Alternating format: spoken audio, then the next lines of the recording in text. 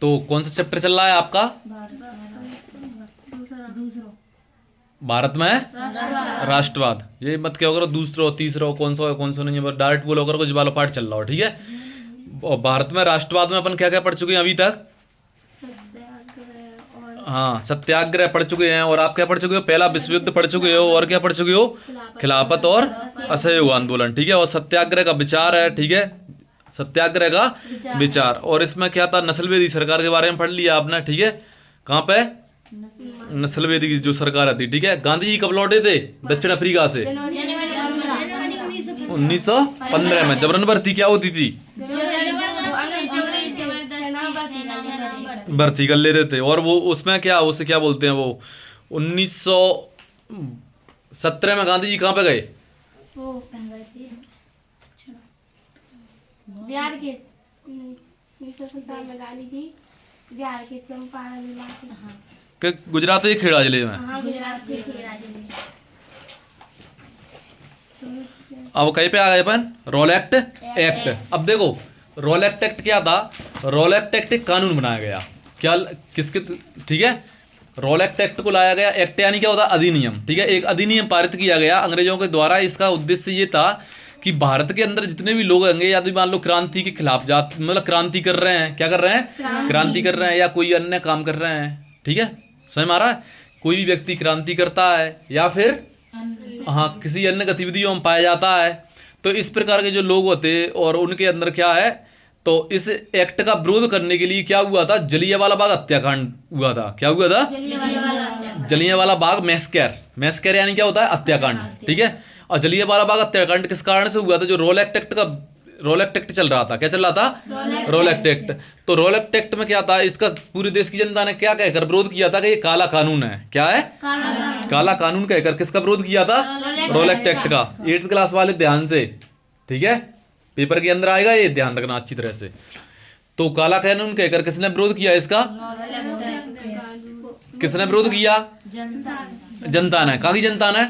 अपने भारत देश की जनता ने, ठीक है, कि रोल एक्ट वापस जाओ। अब कारण क्या हुआ कि दो नेता थे, कांग्रेस के दो नेता थे। एक थे नेता सत्यपाल। कौन थे? सत्यपाल। और डॉक्टर सैफुद्दीन किचलू। नाम याद हो गए? कौन कौन? नेता सत्यपाल और सैफुद्दीन किचलू। दोनों को क्या किया? दोनों को बिना किसी कारण के क्या कर लिया? गिरफ्तार कर लिया। अब गिरफ्तार कर लिया तो वहां पे क्या हुआ? जो जलियांवाला बाग है पंजाब के अंदर अमृतसर में, वहां पे इसके विरोध में क्या चल रहा था? लगभग 10,000 के करीबन लोग इकट्ठे हुए थे। कितने? 8-10 हजार जनता इकट्ठी हुई थी।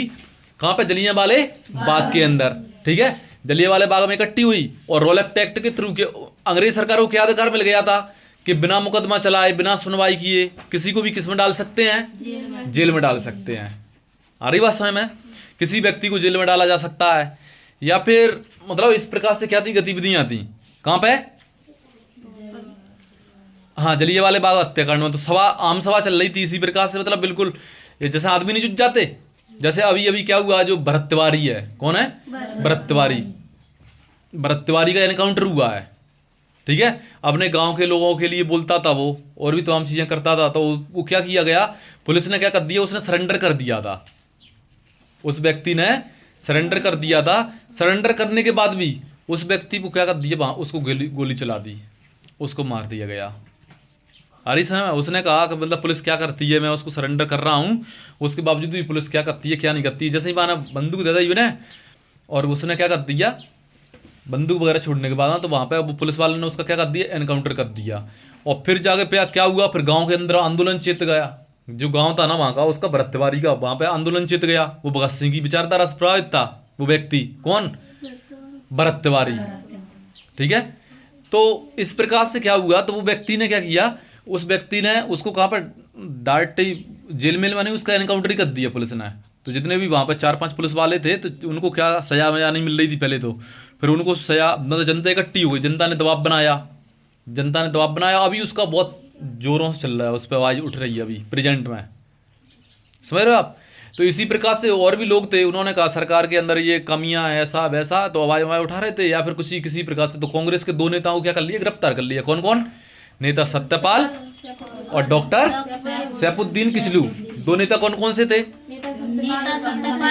और डॉक्टर सैफुद्दीन किचलू। ठीक है न, बोलवा कर ध्यान से। तो रोलेक्ट एक्ट, ठीक है, जहां पर रोलेक्ट लिखा हुआ है, रोलेक्ट भी लिखा होता है किसी जगह पर। ठीक है, रोलेक्ट एक्ट। तो अब अपन इसमें स्टार्ट करते हैं, इसमें किस प्रकार से दिया हुआ। तो वहीं पे क्या हुआ था, तभी वहां पे क्या हो जाता, वहां पे जो जनता जुड़ी हुई थी ना, तो उसमें एकमात्र द्वार था जलियांवाले बाग के अंदर। कितना था? एक द्वार था बस उसका। मतलब जैसे मान लो कोई ग्राउंड हैगा, उसके अंदर एक ही द्वार है और बीच में क्या हैगा, उसमें एक कुआं था। क्या था? कुआं। तभी अपने हथियारबंद दस्ते के साथ में कौन पहुंच जाता है वहां पर? जनरल ओडायर पहुंच जाता है। कौन पहुंच जाता है? General O'Dwyer. जनरल ओडायर उनको उसकी जो ब्रिटिश के अंदर जो सेना होती है उसको आदेश देता है कि भैया तुम क्या करना है, तुम्हारे पास जितनी गोलियां हैं तब तक चलाना है जब तक तुम्हारे पास में खत्म नहीं हो जाती हैं। तो उन्होंने गोलियां चलाना स्टार्ट कर दी, उसमें भगदड़ मच गई तमाम। और एकमात्र द्वार था, तो द्वार पर सामने जाकर ये खड़े हो गए। ठीक है, तभी गोलीबारी हुई। उस गोलीबारी के अंदर क्या हुआ, तमाम लोग कुएं में गिर के मर गए। इस प्रकार से यारों लोग मारे गए उसके अंदर, उस नरसंहार के अंदर। और तमाम लोग घायल हुए थे, उससे भी कई थे घायल हुए। इस नरसंहार को और जानबूझकर जनरल ओडायर के द्वारा किए गए कृत्य को, इसी को क्या कहा जाता है? जलियांवाला बाग हत्याकांड। आ गई बस में। जलियांवाला बाग हत्याकांड क्या था, रोलेक्ट एक्ट से किस प्रकार से जुड़ा हुआ है ये। ठीक है, अब देखते हैं एनसीईआरटी के अंदर क्या लिखा हुआ है। ठीक है, अब देखिएगा आप। तो रोलेक्ट एक्ट क्या था? इस कामयाबी से उत्साहित गांधी जी ने 1919 में प्रस्तावित रोलेक्ट एक्ट, देखो 1919 में लाया गया था रोलेक्ट एक्ट को। कब चलाया गया था? 1919 में। अच्छी तरह से याद रखना इस सन को। रोलेक्ट एक्ट कब लाया गया था भारत के अंदर? और अपने देश ने क्या किया था? इसका काला कानून कहकर इसका विरोध किया और रोलेक्ट एक्ट वापस जाओ के नारे लगाए गए। ठीक है, उस समय पर। तो इस कामयाबी से उत्साहित गांधी जी ने 1919 में प्रस्तावित रोलेक्ट एक्ट 1919 के खिलाफ एक राष्ट्रव्यापी सत्याग्रह आंदोलन चलाने का फैसला लिया। कौन सा? राष्ट्रव्यापी, मतलब जो पूरे राष्ट्र के स्तर पर होना चाहिए, पूरे देश के अंदर सत्याग्रह आंदोलन चलाने का फैसला लिया। भारतीय सदस्यों के भारी विरोध के बावजूद इस कानून को इंपीरियल लेजिस्लेटिव काउंसिल ने बहुत जल्दबाजी से पारित कर दिया था। मतलब भारतीय तो विरोध कर रहे थे कि ये कानून नहीं बनना चाहिए, लेकिन फिर भी क्या कर दिया, उसका विरोध किया गया। ठीक है, अंग्रेज ने तुरंत ही जल्दबाजी में उसको पारित करवा लिया। इस कानून के जरिए सरकार को राजनीतिक गतिविधियों को कुचलने के लाना, मतलब जो भी राजनीतिक गतिविधियां चल रही है ना, कि गांधी जी वगैरह या किसी प्रकार से कोई भी नेता आंदोलन चलाएगा या कुछ भी करेगा। गांधी जी तो कई बार जेल में गए, कई बार छूट के आया, तो उनका काम ही यही था। तो मुकदमा चलाए, जेल में बंद रखने का अधिकार मिल गया था उन्हें। महात्मा गांधी ऐसे अन्यायपूर्ण कानूनों के खिलाफ अहिंसक ढंग से नागरिक अवज्ञा चाहते थे। क्या चाहते थे? इसे 6 अप्रैल को एक हड़ताल से शुरू होना था। कितने से? 6 अप्रैल। हड़ताल तो जानता ना, जो धरना था, व्यक्ति धरना होता है, एक धरना होता है मतलब जो लोग जाकर, जैसे मान लो यहाँ पे जाके रोड पे जाके बैठ जाए व्यक्ति, उसे क्या बोलते हैं? धरना बोलते हैं। हड़ताल नहीं करते थे जैसे, हड़ताल तो जानते ना सब। तो विभिन्न शहरों में रैली जुलूसों का आयोजन किया गया। रैली निकाली गई, जुलूस निकाले गए। ठीक है, जुलूस वो रैलियन के अंदर जो नारे वगैरह लगाए जाते हैं ना, जैसे किसको लेकर जुलूस निकाले जा रहे थे ये रैलियां और जुलूस? रोलेक्ट एक्ट के खिलाफ। किसके अगेंस्ट निकाले जा रहे थे? रोलेक्ट एक्ट के खिलाफ। ठीक है, तो विभिन्न शहरों में रैली जुलूसों का आयोजन किया गया। रेलवे वर्कशॉप में कामगार हड़ताल पर चले गए। क्या में? जो रेलवे में वर्कशॉप थे ना, कहाँ पर चले गए? कामगार हड़ताल पर चले गए। दुकानें बंद हो गई। इस व्यापक जन उभार से मतलब चिंतित और रेलवे और टेलीग्राफ जैसी संचार सुविधाओं को भंग की जाने की आशंका से भयभीत अंग्रेजों ने क्या किया? राष्ट्रवादियों पर दमन शुरू कर दिया। किस पे? अंग्रेजों ने सोचा कि अब ये कुछ बहुत बड़ा करने वाले हैं, ऐसा वैसा, तो उन्होंने क्या कर दिया? उसको दबाने के लिए, ठीक है, क्या किया गया? उन्होंने दमन शुरू कर दिया। मतलब दमन चक्र का सहारा लिया गया। क्या लिया गया? दमन चक्र का, किसी प्रकार से दब जाए। अमृतसर में बहुत सारे स्थानीय नेताओं को हिरासत में लिया गया। कहाँ पे? अमृतसर। जी कहाँ पे है? पंजाब के अंदर है, ध्यान रखना। ठीक है, गांधी जी के दिल्ली में प्रवेश करने पर पाबंदी लगा दी गई। मतलब गांधी जी दिल्ली के अंदर प्रवेश नहीं कर सकते हैं। 10 अप्रैल को पुलिस ने अब ध्यान से सुनना, 10 अप्रैल को पुलिस ने अमृतसर में एक शांतिपूर्ण जुलूस पर गोली चला दी। शांतिपूर्ण जुलूस चल रहा था, उस पर क्या कर दी पुलिस ने? गोली चला दी। उसको दबाने के लाना है, जिससे लोगों के अंदर क्या हो जाए? भय फैल जाए। सबसे बड़ा कारण क्या होता है? देखिएगा ध्यान से, सबसे बड़ी चीज होती है डर, भय होता है। क्या होता है? भय, डर, फियर होता है। किसका फियर होता है? किसका फियर? किसी भी चीज का लेकर, अंग्रेजों की सरकार को लेकर या किसी प्रकार से, तो लोग वह क्या करते थे? विरोध ही नहीं करते थे। सबसे बड़ी चीज होती है कि हमारे अंदर एक बैठा हुआ भय होता है। अरे बस है मैं एक अनजाना सा, और भय होता क्या है? भय है क्या? मतलब आने वाले चीजें अपन तुमने कह दिया, अब तुम्हारे अंदर क्या होगा? देखिएगा, अभी से तैयारी को मजबूत करते जाइएगा ध्यान से। बहुत मजबूत तैयारी करके चलना पड़ेगी, तब जाके आप एग्जाम के अंदर चीजों को लेकर पाओगे। ध्यान रखना, बार बार रिवीजन करना है आपको, बार बार पढ़ते जाना है, बार बार सन इंपोर्टेंट डेट है, ठीक है? जो डेटे हैं ना, सन है, और इंपोर्टेंट व्यक्तियों के नाम और किस जगह पे आंदोलन चलाए गए, इन चीज़ों को लिखते जाइए। अशुद्धियाँ वगैरह नहीं लिखना चाहिए बिल्कुल, और ठीक है, हर चीज़ में सुधार करते जाना है, नहीं तो लास्ट टाइम पे जाके बैठे रहें। तो विभिन्न शहरों में रैली जुलूसों का आयोजन किया गया। रेलवे वर्कशॉप में कामगार हड़ताल पर चले गए, दुकानें बंद हो गईं। इस व्यापक जन आवार से चिंतित और रेलवे व टेलीग्राफ जैसी संचार सुविधाओं को भंग हो जाने की आशंका से भयभीत अंग्रेजों ने सोचा कि उनकी टेलीग्राफ संचार वगैरह है ना, और रेलवे है, इससे चिंतित होकर उन्होंने क्या किया? राष्ट्रवादियों के पास दमन शुरू कर दिया। क्या कर दिया? उनको दबाना स्टार्ट कर दिया। अमृतसर में बहुत सारे स्थानीय नेताओं को हिरासत में ले लिया गया। ठीक है, कहाँ पे? अमृतसर के अंदर हिरासत में, मान रहे, उनको गिरफ्तार कर लिया गया, अरेस्ट कर लिया गया। ठीक है, और गांधी जी के दिल्ली में प्रवेश करने पर क्या लगा दी गई? पाबंदी लगा दी गई। 10 अप्रैल को पुलिस ने अमृतसर में एक शांतिपूर्ण जुलूस पर क्या चला दी? गोली चला दी। इसके बाद लोग बैंकों, डाकखानों, रेलवे स्टेशनों पर हमला करने लगे। कहीं कहीं पे? बैंकों पे। अब देखो, वैसे तो शांतिपूर्ण जुलूस था, अब अंग्रेजों ने गोली चला दी उस पर, तो वो किससे मतलब गया? अब वो किससे मतलब गया? मतलब अहिंसात्मक, गांधी जी अहिंसात्मक आंदोलन चलाते थे। तमाम आंदोलन गांधी जी के ऐसे थे जिनको रद्द क्यों करना पड़ा? क्यों करना पड़ा? क्योंकि वो इंसान बदल गए। फिर जहाँ चोरी चोरा कांड है, वो है गई चोरी चोरा कांड है, उसकी जो घटना हुई थी उसके अंदर क्या हुआ था? वहीं पे व्यक्ति वहाँ जो वह उनका जुलूस चल रहा था, तो पुलिस ने ऐसी कोई गतिविधि करी, हाँ, उसी प्रकार से उन्होंने क्या कर दिया था? 22 पुलिस वाले और जो थानेदार वानेदार वहां पर मारे गए थे, आग लगा दी थी पूरे पुलिस थाने के अंदर, जो उग्र भीड़ हो गई थी। फिर गांधी जी को आंदोलन को स्थगित करना पड़ा। तो कहां पे आ गए? तो 10 अप्रैल को पुलिस ने अमृतसर में एक शांतिपूर्ण जुलूस पर गोली चला दी। इसके बाद लोग बैंकों, फिर कहीं पे? बैंकों पे, वहां का जो अंग्रेजों के बैंक थे ना, और जो डाक खाने थे, जनरल डायर के ने कमान और रेलवे स्टेशनों पर हमला करने लगे। कहीं पे? कहां पर? रेलवे स्टेशन थे। मार्शल लॉ लागू कर दिया गया। कौन सा? Martial law. और जनरल डायर ने कमान संभाल ली। किसने? General Dyer. जब वही डायर है, तेने जलियांवाला बाग हत्याकांड करवाओ। आ रही समय में? अब यहीं से देखते चलो किस प्रकार से। अब देखिएगा ध्यान से, थोड़ा सा यहाँ पे आपका एक टॉपिक और रह गया है, सत्याग्रह पर महात्मा गांधी के विचार। किस पे? सत्याग्रह पर महात्मा गांधी जी के विचार। ये क्या थे? अब देखिएगा ध्यान से। कहा जाता है कि निष्क्रिय प्रतिरोध, प्रतिरोध क्या होता है? विरोध करना किसी भी चीज का। ठीक है, प्रतिरोध यानी विरोध करना। और विज्ञान के अंदर आप प्रतिरोध अलग पढ़ते हो। ठीक है, जैसे धारा बहती है ना, कोई करंट जा रहा है, तो उस पर उसके मार्ग में जो रुकावट डाल दे, उसे क्या कहते हैं? हम प्रतिरोध कहते हैं, रेजिस्टेंस बोलते हैं। क्या बोलते हैं? रेजिस्टेंस। और प्रतिरोध मतलब होता है विरोध करना। ठीक है, विरोध का ही रूप हो गया, मतलब विरोध कर रहा है, उसके अगेंस्ट जा रहा काम करना। तो कहा जाता है कि निष्क्रिय प्रतिरोध दुर्बलों का हथियार है। समझ हमारी बात? किसका? हाँ, दुर्बल यानी कौन होते हैं? कमजोर, कमजोरों का हथियार है। लेकिन इस लेख में जिस शक्ति की बात की गई है, उसे केवल ताकतवर ही इस्तेमाल कर सकते हैं। कौन कर सकते हैं? देखो, सत्य की राह पे चलने के लिए ये मत सोच लेना कोई व्यक्ति सीधा साधा होता है, ऐसा वैसा होता है। ध्यान रखना, बहुत ही भयंकर व्यक्ति होते हैं जितने भी लोग सत्य की राह पे चले हैं। ध्यान रखना, चाहे बुद्ध को उठा लो, महावीर को उठा लो, गांधी जी को उठा लो। आ रही बात समझ में?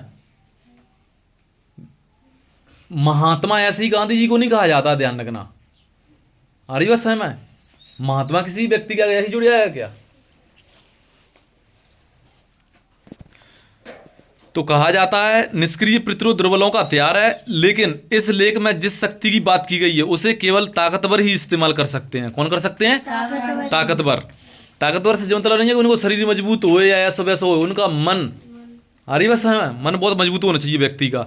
यह निष्क्रिय प्रतिरोध की शक्ति नहीं है, यह निष्क्रिय प्रतिरोध की शक्ति नहीं है। इसके लिए तो सघन सक्रियता चाहिए। क्या चाहिए? सघन ज्ञान चाहिए, व्यक्ति है। ठीक है। दक्षिण अफ्रीका का आंदोलन निष्क्रिय नहीं बल्कि सक्रिय आंदोलन था। कैसा था? सक्रिय आंदोलन था। सत्याग्रह शारीरिक बल नहीं है। मैंने बताया ना आपको अभी कि ये कोई ऐसा नहीं है कि तुम शरीर के बल पे तुमने है कि नहीं मार काट मचाना, ऐसा करना वैसा करना, इसकी जरूरत ही नहीं है। सत्याग्रह शारीरिक बल नहीं है। सत्याग्रही अपने शत्रु को कष्ट नहीं पहुंचाता। ध्यान रखना, क्या नहीं करता है? कष्ट नहीं पहुंचाता है। निवेदन करेगा, विनती करेगा, पहले मतलब जितने भी प्रयास किए जाते हैं। ठीक है। इंडियन फिल्म देखी है आपने?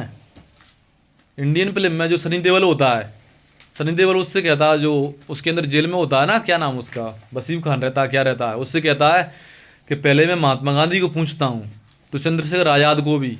ठीक है। तो पहला बार बेचारे समझा तो अच्छे लाड से प्यार से, इस समय में नहीं आती तो आखिर बजा मैं गोली दे देता है, गोली छुड़ा देता है। वो उसी के अंदर गाना चलता है, दोस्तों से मिलो दोस्तों की तरह, दुश्मनों से मिलो दुश्मनों की तरह। सुना है ना? सत्याग्रह शारीरिक बल नहीं। सत्याग्रही अपने शत्रु को कष्ट नहीं पहुंचाता, वह अपने शत्रु का विनाश नहीं चाहता है। क्या नहीं चाहता है? विनाश नहीं चाहता। सत्याग्रह के प्रयोग में दुर्भावना के लिए कोई स्थान नहीं होता, मतलब दूसरे के लिए बुरी भावना रखना उसका कोई स्थान नहीं है। किसमें? सत्याग्रह में। सत्याग्रह तो शुद्ध आत्मबल है। क्या है? आत्मबल किससे आता है? सत्याग्रह तो है ही वो। आ रही है? आत्मबल किससे पैदा होता है? हमारे अंदर जब हमारा मन मजबूत हो, और मन के लिए भगवत गीता जैसे ग्रंथ है। आ रही बात समझ में? व्यक्ति जैसा चाहे बहुत ऊंचाई तक छू सकता है। दुनिया के सर्वोत्कृष्ट ग्रंथों में से एक ग्रंथ, बिल्कुल। जो अर्जुन होता है, अर्जुन कहाँ पे होता है? रणभूमि में, बीचे के पीछे होता है। पता तो वही तुम्हें है कि नहीं? कारण क्या होता है? हम बहुत सी चीजें सोचते हैं इस प्रकार से, हम कभी कोई क्रांति या आंदोलन नहीं करते। हम ये सोचते रहते हैं कि कहीं ना कहीं पे किसी प्रकार से कुछ ऐसा चल रहा है कि चलते रहने दो, कौन क्या सोचेगा हमारे बारे में, ये ऐसा सोचेगा, वो वैसा सोचेगा, ऐसा वैसा फलान ठिकाना। आ रही बस में इन सब बातों का ध्यान रखते हैं। सत्याग्रह तो शुद्ध आत्मबल है। सत्य ही आत्मा का आधार होता है। कौन? सत्य। सत्य ही क्या होता है? और एक बात को और याद रखो, देखिएगा ध्यान से, यहाँ पर जो भी बात लिखी हुई है मैं इस बात से एग्री नहीं हो सकता हूँ, ध्यान रखना। अरे बस है मैं तो सत्य क्या होता है? आत्मा का आधार होता है। क्योंकि आत्मा के बारे में तुम उसके अंदर पढ़ोगे कहाँ पे? या तो आप अष्टावक्र गीता को पढ़ते हो, भगवत गीता को, तो आत्मा का तो कोई संबंध ही नहीं होता किसी चीज से। अरे बस है मैं केवल शुद्ध चैतन्य होता है। ठीक है। और रिभु गीता वगैरह पढ़ते हैं तो उसके अंदर यही कह देते हैं कि सत्य और आत्मा कुछ है ही नहीं है, खत्म। वहां पर सब चीजें खत्म ही हो जाती हैं, ना कोई सत्य है ना कोई आत्मा है। और जो सब बातें कहा तुम्हें समझ में नहीं आएंगी बिल्कुल। अरे सर जब तुमने पहली बात तो ABCD पढ़ी नहीं है और डायरेक्ट ही पहुंच जाओ वहां पे समझ रहे हो आप? डायरेक्ट चला नहीं सोच रहे हो कहाँ पे? पहाड़ के ऊपर। ऐसे नहीं पहुंचोगे। तो सत्याग्रह शारीरिक बल नहीं है। सत्याग्रह अपने शत्रु को कष्ट नहीं पहुंचाता। क्या नहीं करता है?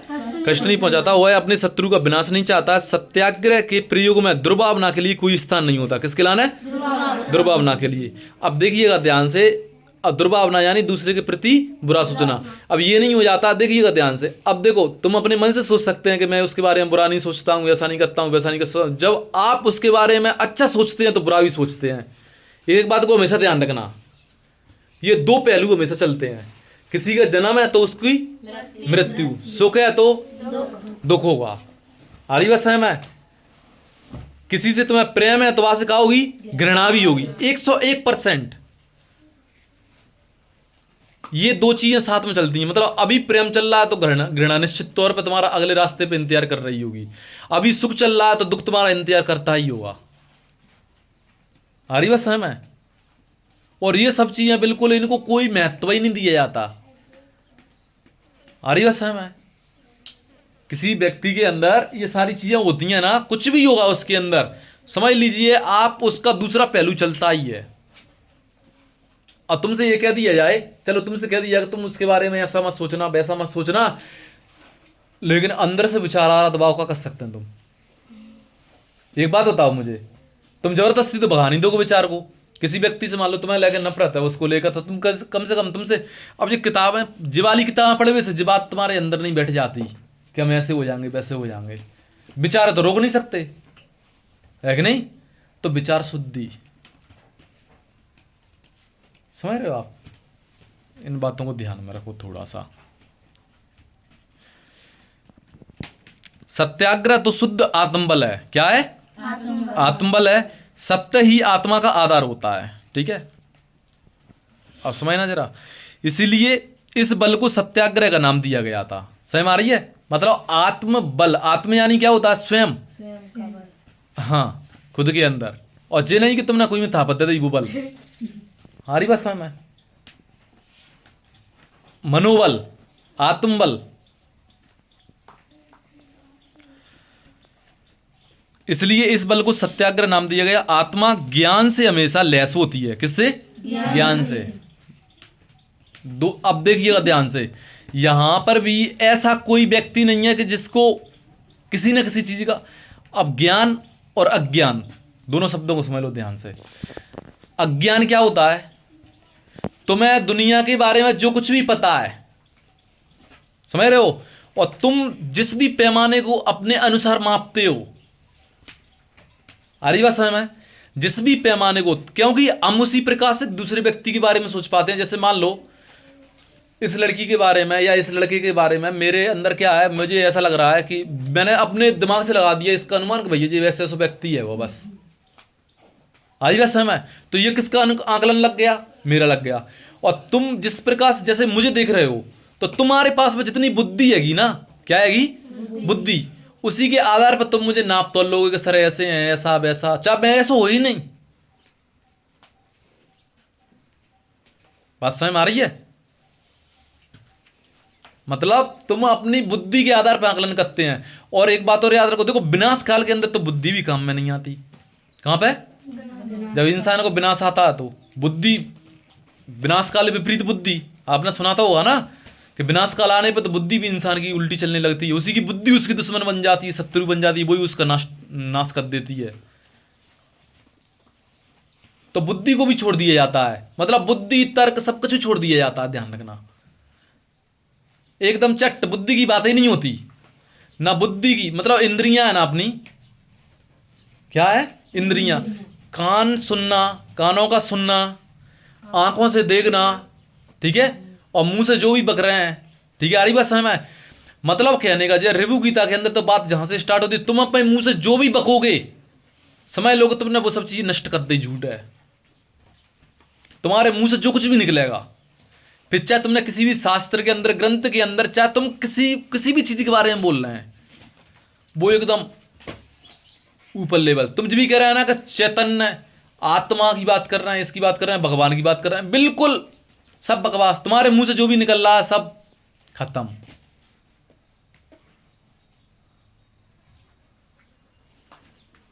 आ रही बात समझ में? तो देखो, तो कहां पे चल रहे थे मन?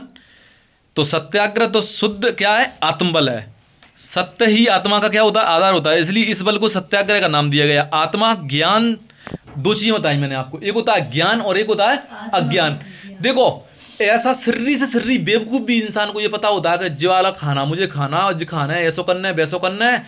कछू नहीं तो जितना पता होगा मैं खाना खाता हूं, चाहे जितना सिर्री हो, पागल हो, भिखारी हो, कैसा भी इंसान हो। समझ में आ रही बात? अब इसे ज्ञान नहीं बोलेंगे, इसे बोलते हैं अज्ञान। समझ में आ रही बात? क्या है? अज्ञान। क्या बोलते हैं? अज्ञान। इसे ज्ञान नहीं बोलते हैं, क्या बोलते हैं? अज्ञान बोलते हैं। जो कुछ भी पुस्तकों में तुम पढ़ रहे हो ऐसा वैसा, उसे क्या बोलते हैं? अज्ञान की श्रेणी में आता है। ये अविद्या है। क्या है? अविद्या। दो चीजें होती हैं, एक होती है विद्या और एक होती है अविद्या। अविद्या में तुम जो कुछ भी पुस्तकन के अंदर पढ़ रहे हैं, तो पुस्तकों में किसके बारे में लिखा है? ये दूसरों के बारे में ही लिखा है, इस संसार के बारे में लिखा होगा, इसके अंदर इंसानों का इतिहास लिखा है। विज्ञान के अंदर कहाँ क्या पढ़ोगे आप? विज्ञान के अंदर भी तो आप इसको पढ़ते हो ना, कि आप दूसरे के बारे में ही पढ़ रहे हैं, कोई पदार्थ पर स्टडी कर रहे हैं ना, और पदार्थ तो किसी भी स्कूप के उसमें आ जाता है। तो ये क्या हो गया? अविद्या। आ रही बात समझ में? और विद्या क्या? स्वयं के बारे में जानना। हु एम आई, मैं कौन हूं। आ रही बात समझ में? सब चीजें इनको पता चल रहा है कि भाई ये सोर्स कहां से प्रस्फुटन हो रहा है, विचार कहां से आ रहे हैं? वृत्ति से। किससे आ रहे हैं? वृत्ति से। तुम जब समय गुस्सा होते हो, क्या होते हो? गुस्सा। तो उस समय पर सबन पे एकदम गुस्सा को माहौल बन जाता हो, पूरी दुनिया दुश्मन नजर आने लगती है। चलो हटो, राम राम धूम, है ना? सभी लोग दुश्मन नजर आने लगते हैं, चाहे कोई कुछ भी हो रहा हो। क्या उस समय कौन सी वृत्ति है? क्रोध है कि नहीं? आलस आ रहा आते टाइम पे आलस में, चिंता आते टाइम पे चिंता ही में, समझ लो आप। और तुम खुश रहेंगे इतने टाइम पे, तुमसे कोई कुछ भी कह दे, कर दे, कोई दिक्कत नहीं है, सब सही है। खुशी में भला तुम्हें कोई गाय भी दे जाए, तुम्हारा मित्र जो होंगे, वाह क्या बात है, वहां से आएंगे तुम, है कि नहीं? और ऐसे में तेज तुम्हें नेक बोए, बाकी ऐसा कैसा कह दी, कहाँ का लट, है कि नहीं? तो चलो आ जाइए आगे। तो इसमें कोई संदेह नहीं है कि भारत विनाशकारी शस्त्रों के मामले में ब्रिटेन या यूरोप का मुकाबला नहीं कर सकता। कहेगा हाँ, विनाशकारी जो शस्त्र है ना, क्या आएंगे? विनाशकारी शस्त्र। तो इसमें कोई संदेह नहीं है, मतलब इसमें कोई संदेह करने ही नहीं है। अंग्रेज तो वही शक्तिशाली थे अपन से, है कि नहीं? भारतीयों से दुनिया मानती ये थी कि अंग्रेजों को कभी हराया ही नहीं जा सकता है कि नहीं? बताया था उसमें मैंने आपको, पूरी वीडियो ध्यान से, एक तरफ से एक बात को उसमें और देखो ध्यान से। तो इसमें कोई संदेह नहीं है कि भारत विनाशकारी शस्त्रों के मामले में ब्रिटेन या यूरोप का मुकाबला कर ही नहीं सकता। अंग्रेज युद्ध के देवता की उपासना करते हैं। किसकी उपासना करते हैं? वे सब हथियारों से लैस हो सकते हैं, होते जा रहे हैं। भारत में करोड़ों लोग कभी हथियार लेकर नहीं चल सकते। उन्होंने अहिंसा के धर्म को आत्मसात कर लिया है। किसको? अहिंसा को, कि भैया मार काट पर नहीं चलेंगे, अहिंसा परमो धर्म। अहिंसा ही क्या है? सबसे बड़ा धर्म है। जियो और जीने दो, क्या बोल रहे हो? जियो और जीने दो के उसमें विश्वास करता। मतलब अपन तो जी रहे हैं, हम जीव हैं, हमको चोट पहुंचती है तो सामने वाले जीव को भी क्या पहुंचती है? चोट पहुंचती है। ठीक है?